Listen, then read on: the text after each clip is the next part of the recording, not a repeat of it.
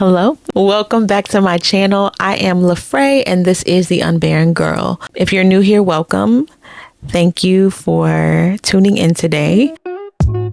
Most of you all know that this channel was a revelation. It started out as a revelation of me needing to get back up. I struggled to conceive, and then once we had our beautiful baby, I realized that even though my womb was fruitful, my life was not. My mindset was not.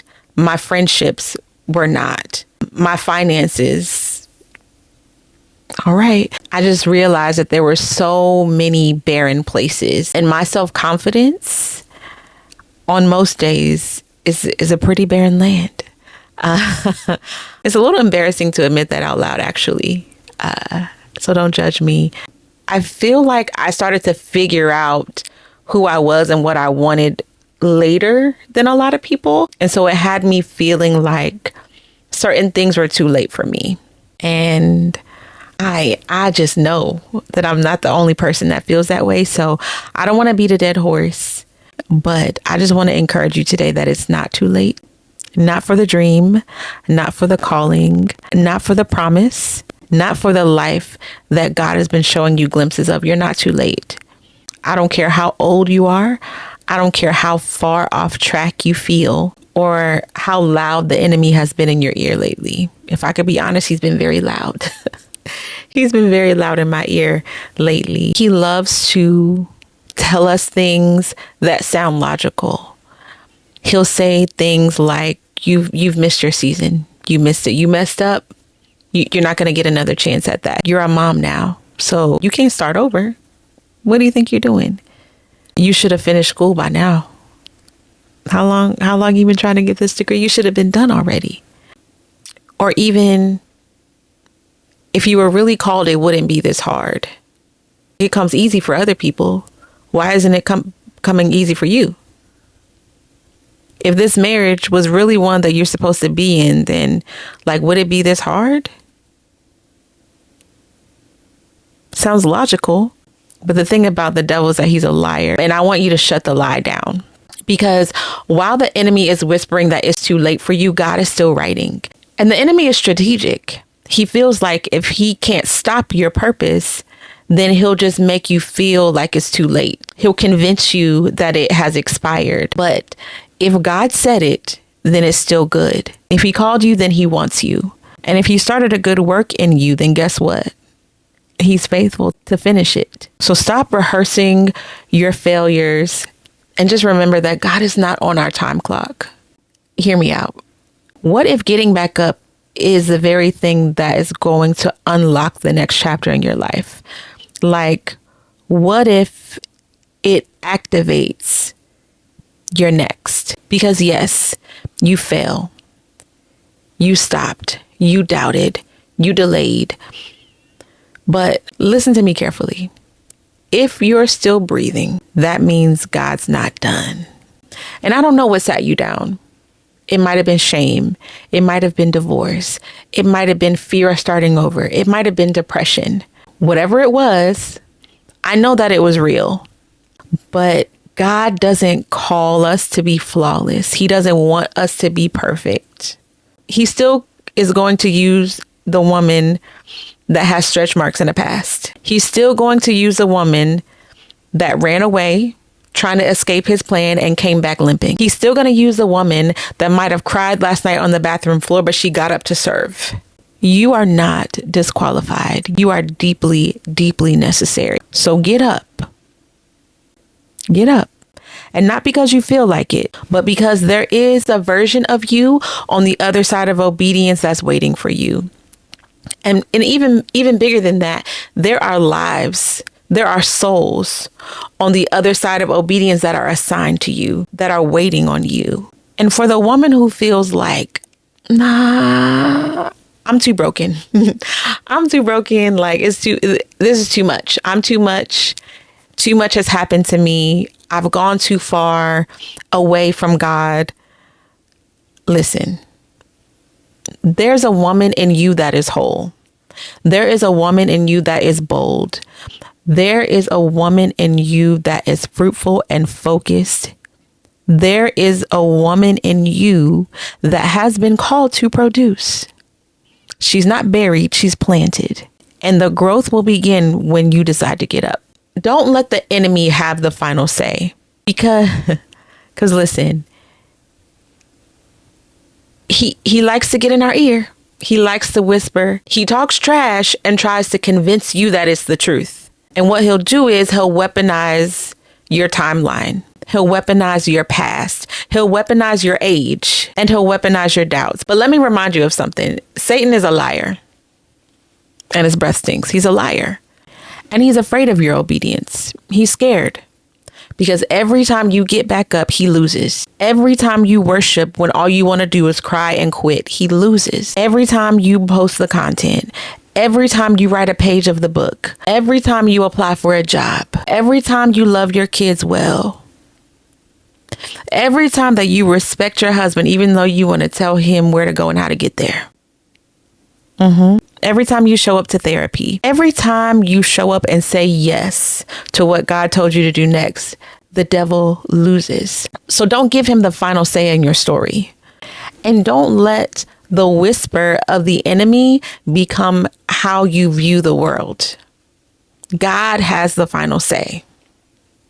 Period. He has already called you. He's already chosen you. He has already appointed you. He already factored in the detours. He factored in the fact that you was going to mess up.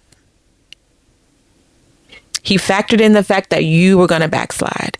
He already knew that you were going to go back to that man when he said he's not the one. He already knew. So you're not behind.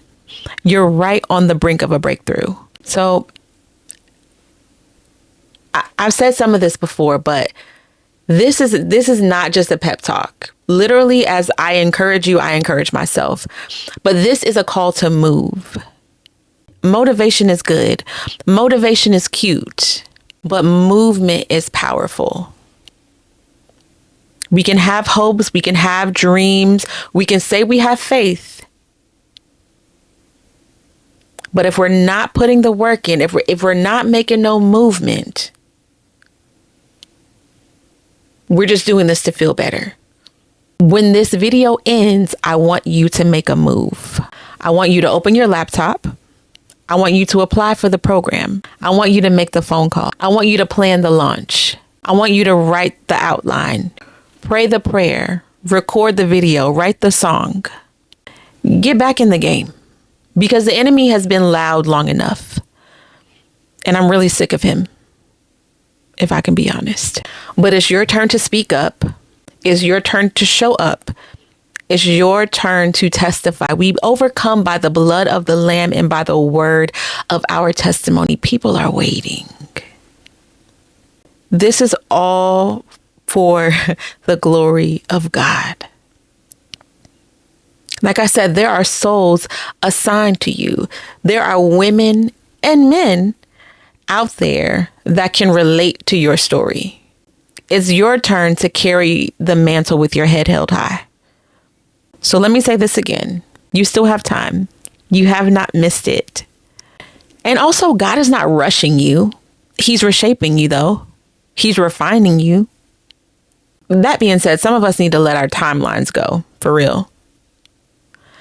Because by 25, I wanted to be this. And then by 27, I needed that. And then by 30, that's when I want to start having kids. And like,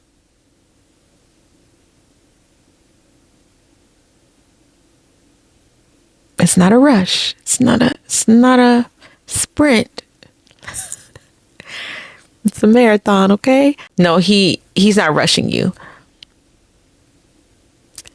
And for those of us who feel like we've delayed, remember, he factored all this in beforehand, and he's actually just maturing you. I always say this because I am 38. I just had my first child, and I'm 30 when I was 37, right? But I'm so grateful that I had the chance to learn how to be a woman before I had to learn how to be a mother. That's one thing I will respect my mother for the rest of my life, for the rest of her life. She started having us. There's 3 of us. So she had my brother when she was 19. She had me when she was 21. She had my sister when she was 27. Right? She had just graduated from high school when she had my brother. That girl was a girl. And then she had to be somebody's wife. She had to be somebody's mother. And she just had to be a woman. I'm so glad I had time. I had time to mature as a person before I had to raise a person. Baby, let God mature you. If you feel like he's taking too long, just know you might not be ready. So let God mature you. And trust God to restore the years that the locust ate. I wholeheartedly believe that God will give us double for our shame. He finishes what he starts. If he waited for the woman at the well, if he chose Sarah when she was 90, if he chose Ruth in the middle of her grief, if he visited Mary with a purpose that she did not plan for, then he'll see you. He knows you. So here's what we're not doing. We are not sitting in regret. Listen, the old has passed away. Behold, all things have become new. We are not sitting in regret. We are not letting fear drive us. We are not disqualifying ourselves before we start. But what we are doing is getting up, shaking the dust off, and we're making faith moves. We are shutting down every lie that does not sound like what God said. We're walking boldly. And again, I say, you are not too late. Now get up, because we have work to do.